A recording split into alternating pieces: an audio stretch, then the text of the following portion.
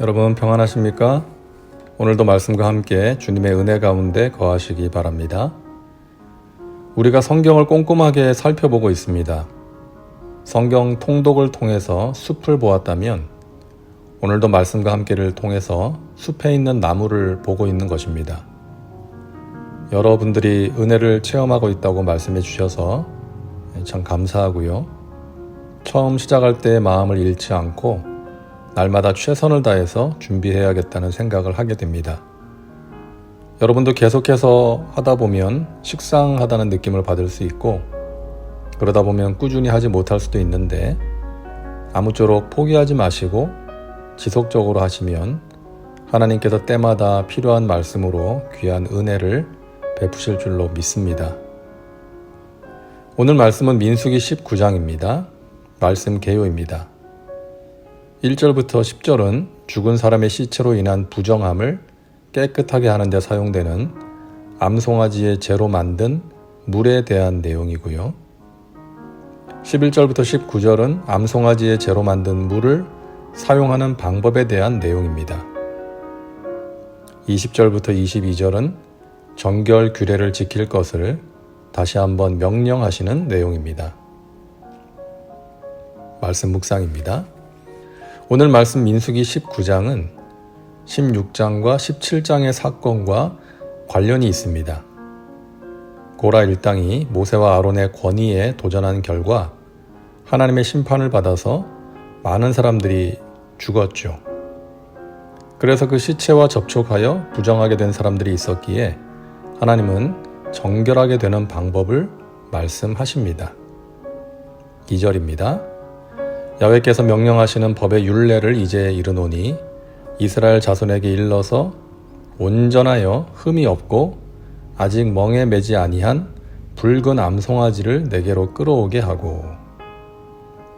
하나님께서는 흠이 없고 아직 멍에 매지 아니한 붉은 암송아지를 잡아 피를 뿌리고 태워서 나온 재를 거두어서 부정을 씻는 물을 만들라고 명령하십니다. 9절입니다.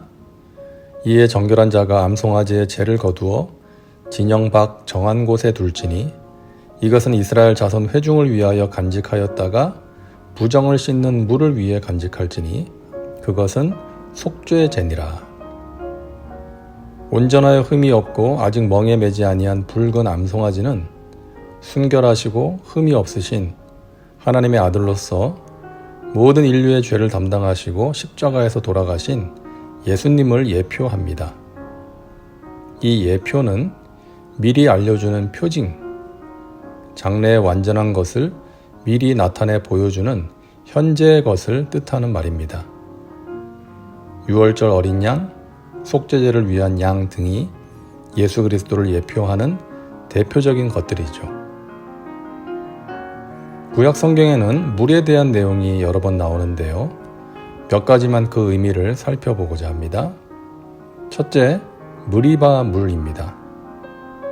모세가 갈증에 시달리는 이스라엘 백성들을 위해 하나님의 말씀에 따라 지팡이로 반석을 쳐서 나오게 했던 물이죠. 반석은 그리스도를 나타내는 것으로 반석에서 나오는 물은 예수님으로부터 공급되는 신령한 음료를 예표합니다.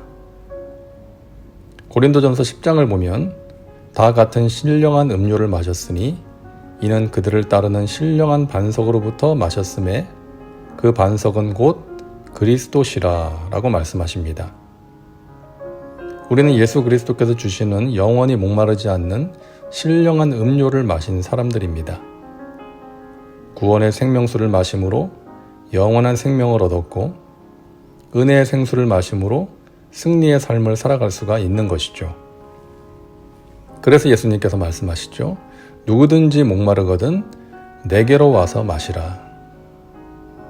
오늘날 많은 사람들이 영적인 갈증을 느끼면서 살아가고 있습니다. 이 세상의 것들로 그 갈증을 해소해 보려고 하지만 해소되지 않고 채워지지 않기에 끊임없이 무언가를 찾고 추구하게 되는 것이죠. 그리고 거기에 중독이 되는 것입니다. 신령한 음료 대신 예수님 안에서 참된 만족을 구해야 합니다. 그분 안에서만 영혼의 목마름이 해결되고 진정한 만족을 얻을 수 있기 때문입니다. 둘째, 성막 물두멍의 물입니다. 이 물은 제사장들이 성막에 들어가서 하나님을 섬기기 전에 자신들의 몸을 깨끗하게 씻기 위해 사용했던 물입니다. 이는 하나님의 백성들이 하나님 앞에 나아가 하나님과 교제하기 전에 먼저 자신을 깨끗하게 해야 한다는 것을 의미하는 것이죠. 히브리서 10장 22절입니다. 우리가 마음의 뿌림을 받아 악한 양심으로부터 벗어나고 몸은 맑은 물로 씻음을 받았으니 참 마음과 온전한 믿음으로 하나님께 나아가자라고 말씀합니다. 에베소서 5장 26절입니다. 이는 곧 물로 씻어 말씀으로 깨끗하게 하사 거룩하게 하시고.